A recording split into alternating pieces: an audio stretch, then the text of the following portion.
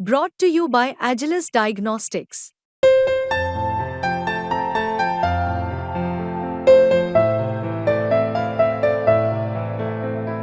Agilus Diagnostics.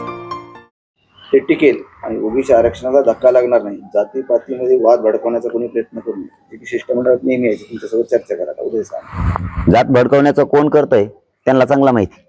जात कोण भडकायला लागलं, बैठकाला जाणारे मराठ्यात आणि ओबीसी तोडगा काढायचा म्हणणारे लोक बाहेर आल्यावर एकतर्फी बोलायला लागलेत.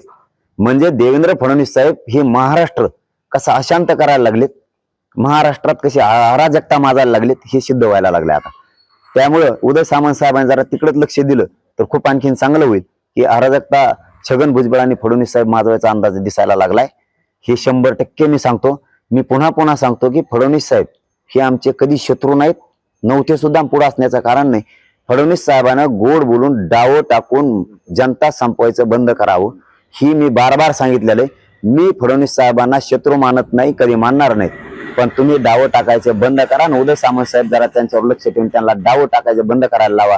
कारण ज्या समाज गरजवंत मराठा आहे त्यांच्या बाजूने बोलणारे लोक आज मराठ्यांच्या विरोधात बोलायला लागलेत. म्हणजे महाराष्ट्र 100% अराजकता महाराष्ट्रात माजवायची हेच दिसतंय. आणि ते जे म्हणले तो ओबीसीला धक्का लागत नाही, तर हे आम्हालाही माहिती आहे. 67 पासून मराठा हा ओबीसी आरक्षणात धक्का लागत नाही. जी 27% आणि एकूण 32% जे ओबीसीचं आरक्षण आहे त्यात महाराष्ट्रातला पुरा मराठा समाज आहे. याचे पुरावे आम्हाला सापडलेत. कारण ती धरून महाराष्ट्रातला सगळा मराठा धरून 32%, 27% आणि 19% जे होत आहे ओबीसी आरक्षण त्याच्यात मराठा आहे.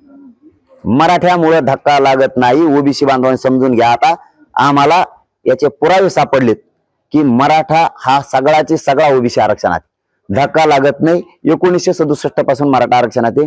जी टक्केवारी जी छगन भुजबळ तो 60% ओबीसी तो मराठा धरून आहे राज्यातला. जे 27% ओबीसी आरक्षण आहे, जे 32% ओबीसीचं आणि जे आता 19% म्हणजे काही वेगळे प्रवर्ग केल्यामुळे याच्यात मराठा आहे. ही आकडेवारी सहित मराठा आहे. धक्का लागत नाही. पूर्वी सगळा मराठा हा ओबीसी गणलेला आहे. विषय आता संपला. इथून पुढे ओबीसीच्या नेत्याने कोणीच म्हणायचं नाही की ओबीसीला धक्का लागतोय. मराठा धरून सगळा ओबीसी, कोणालाही धक्का फिक्का लागत नाही. फक्त फडणवीस साहेबांनी समजून घ्या. पुन्हा शेवटी सांगतो, आम्ही तुम्हाला शत्रू मानलेला नाही. तुम्ही राज्य रक्ताबंबाळ करायचं स्वप्न बघू नका. खुर्चीसाठी अराजकता माजू नका. मराठ्यांच्या अंगावर जाती घालू नका. आणि भाजप मधल्या सामान्य मराठ्यांनी एक व्हा.